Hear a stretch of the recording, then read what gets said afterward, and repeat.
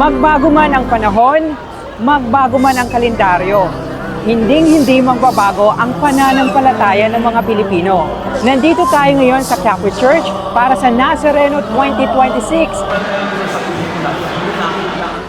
Ayon sa Nazareno 2026 Terminal Report, mahigit 9 milyong deboto ang dumalo ngayong 2026.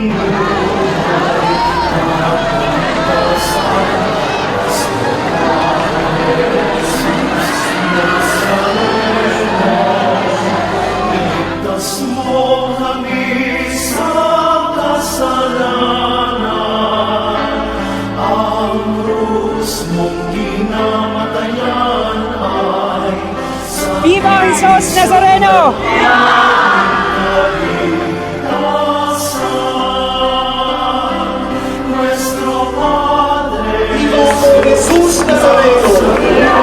Mula Quirino Grandstand ay dadaan sa Quinta Market ang antas ng Poong Nazareno patungo sa San Sebastian Church. So ayan mga kakebs, pasado alas 3, malapit ng mga alas 3 at ngayon ay sasalubungin natin ang mahal na Poong Jesus Nazareno mula sa Quirino Grandstand. Pag nakita yung winawagaywan nila yung mga towel at saka yung mga tuwalya na nakasabit, ibig sabihin nandito na ang mahal na Jesus Poong Nazareno.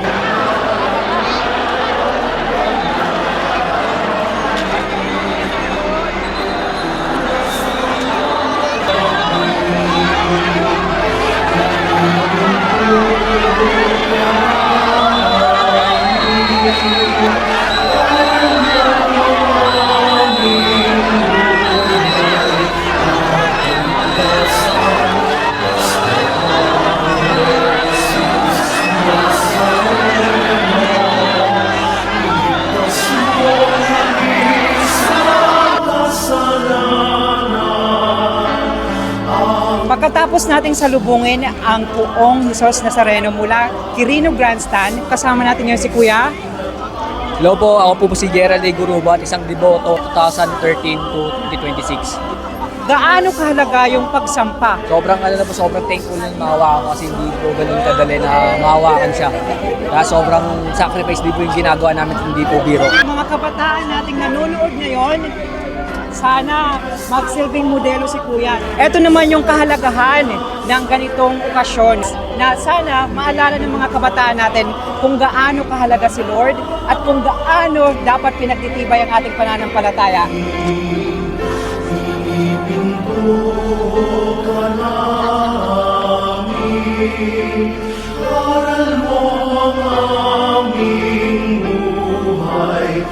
Kinagabihan hanggang madaling araw ay nagpatuloy ang misa sa Quiapo Church, habang ginaganap naman ang tradisyon na padungaw sa San Sebastian Church. So ayan mga kakebs, alas 4 na ng umaga at inaantay namin ang pagbabalik ng Poong Jesus Nazareno. Naumagahan ay nagpatuloy ang traslasyon mula San Sebastian Church patungo sa Quiapo Church.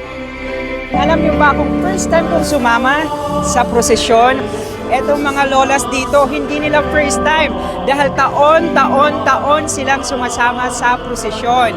Pero ngayong matanda na sila, sabi ni Lola Gloria, pinasa na daw nila sa kanilang mga apo. Pero Lola, ilang years na po kayong deboto? Tagal na, sa pulong 65. So 65 years. So ano yung pinaka masarap sa feeling? Imagine 65 years na namamanata. Ay, lahat ang hilingin mo, natutupad yun. Meron akong anak na talagang hindi namin kayang pagtapusin.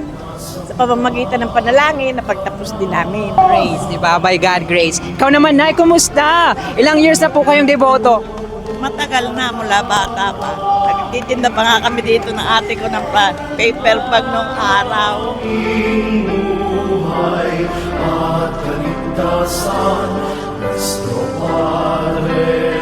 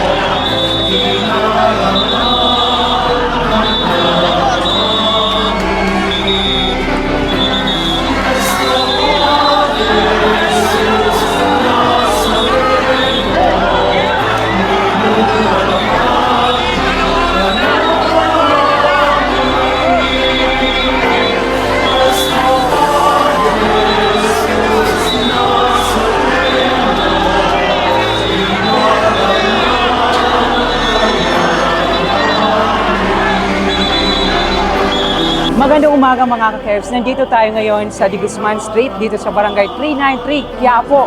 At kung makikita nyo, kasalukuyan pong pumaparada pa rin yung mahal na pong Jesus Nazareno at dinadagsa ng maraming deboto. Patunay lamang na mas matibay at mas tumatatagan ang ating pananampalataya. So, di natin alam kung anong oras siya makakarating sa Quiapo. Pero galing na po doon, maraming naghihintay sa pagbabalik ng mahal na pong Jesus Nazareno.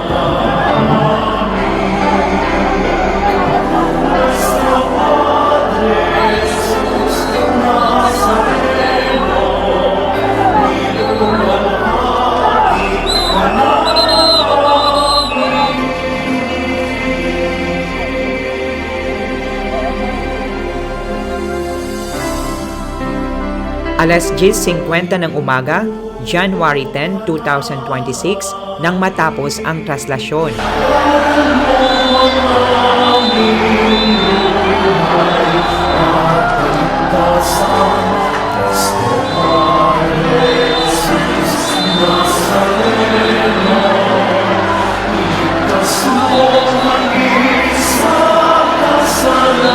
Dito, makikita ang walang mapagsidlang galak at saya ng mga debotong mahigit 30 hours naghintay sa pagbabalik ng mahal na poong Nazareno.